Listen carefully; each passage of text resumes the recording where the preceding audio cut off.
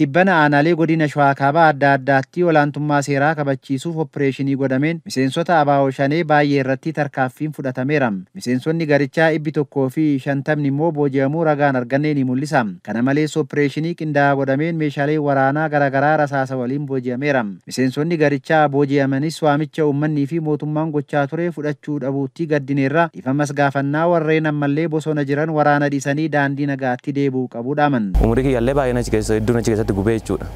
Uummata Oromoo bu'aan achi keessatti bu'ee hin jiru jechuudha. Bu'aan hin dhufeef hin jiru. Miidhaa malee bu'aan uummata Oromoo bu'ee hin jiru agayyoona. Maaliif hojjetan? Afaan qawweetiin uummata Oromoo dhuma ijoollee bakkichuuti akka kiyyaatti tokko immoo agartee umurii ofii achi keessatti gubee ta'e yeroo ofii gubee achi keessatti agartee lubbuu ofii dabarsaa jira malee bu'aan tokko bu'uu hin danda'u afaan qawweetiin. Kan ajjeesnu uummata Oromooti. Kan saamnus uummata Oromooti. Kanaafuu warri hafeenis immoo biyya akka galan dhaamsan isinii dabarsa. Mootummaan garaagarummaa jiru mariin hiikuu fi nageenya waaressuuf waamicha nageenyaa irra deddeebiin gochaa turuu kan yaadachiisan pireezidaantiin itti aanaa mootummaa naannoo Oromiyaa obbo Awwaluu Abdii biyya seera qabduu fi seeraan bultu keessatti abbaan barbaade keessa burraaqee nagaa uummataa booressuu waan hin qabneef hojiin olaantummaa seeraa kabachiisuu qindoominaan hojjetamaa jira jedhan. Erga madiinaa qabatanii kaayyoon milkaa'uu waan hin jirreefis olaantummaa seeraa kabachiisuuf hojiin mootummaan eegalee cimee itti fufeeraas jedhan. Nageenya hawaasa keenyaa kabachiisuun ummanni keenya akka nagahan bahee nagahan galuu danda'u gochuun dirqama keenya ta'a. Ammaan booda bosonni Oromiyaa caakkaan Oromiyaa yoo ta'e kan bineensa bosonaati. Yoo ta'e kan bunaati. Yoo ta'e iddoo misoomaati malee iddoo itti ergamtoonni tokko uummata keenya butanii itti hiraarsan ta'uu hin jiraatu.